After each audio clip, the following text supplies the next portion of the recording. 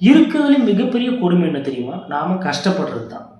ஆனா, அதுலயும் ஒரு கொடுமை இருக்கு.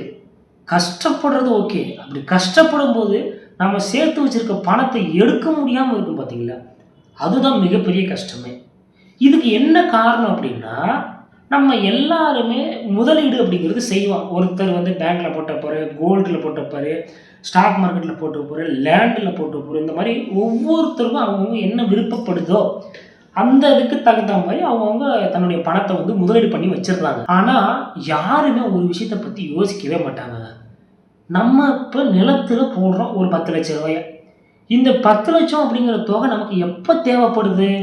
1 வருஷம் கழிச்சியா? இல்ல 5 வருஷம் கழிச்சியா?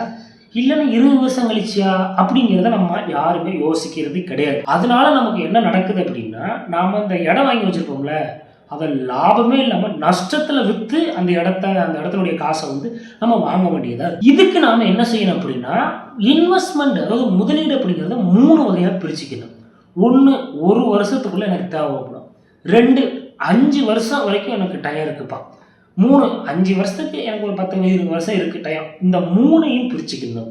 1 வருஷத்துக்குள்ள தேவைப்படக்கூடிய அமௌண்ட்ட நம்ம எஸ்பி அக்கவுண்ட்லயோ, போஸ்ட் ஆஃபீஸ்லயோ இந்த மாரி விஷயங்கள்லயோ போட்டு வச்சுக்கலாம்.